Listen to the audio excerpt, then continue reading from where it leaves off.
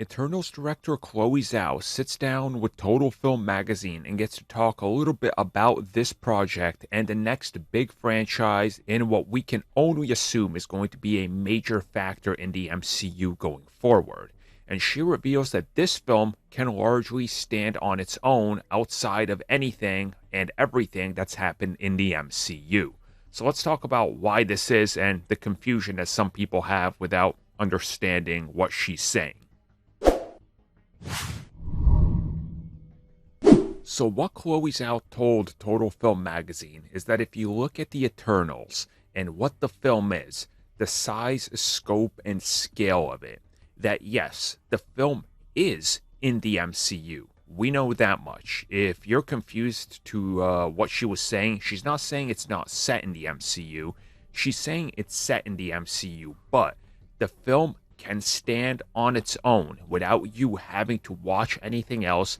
If you've never seen a single other MCU film, you will be able to watch the Eternals and get what it's doing and understand everything that can stand on its own without needing the rest of the MCU. Just like Shang-Chi, for example. Just like if you wanted to go watch any MCU film, besides the major Avengers films, specifically the last two, you can pretty much jump into any film and they'll do a good enough job of catching you up but not beating you over the head with trying to dump so much lore that you're lost if you're new. And we know that this is how it works because there's always new people that are jumping on at the latest project and catching up rather quickly.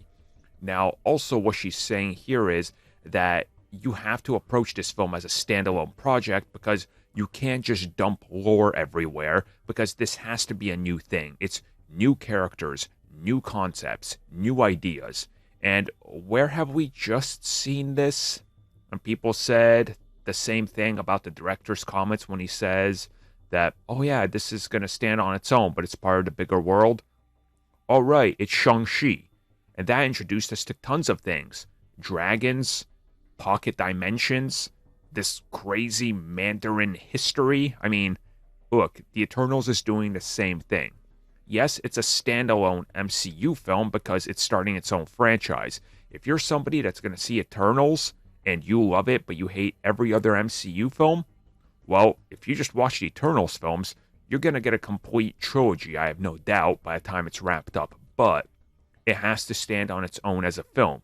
Because if you make a film that's meant to just be something that builds up the next big crossover and it's built specifically for that reason and doesn't feel organic, it feels forced, you fall flat on your face and everybody sees through it. See Batman v Superman. The mass amounts of people rejected that film because the film opens up by telling them, yeah, you see Metropolis right here? Well, if you cross the bridge, it literally becomes a gothic version of Metropolis called Gotham. And also Batman exists there and Superman doesn't help clean it up. What?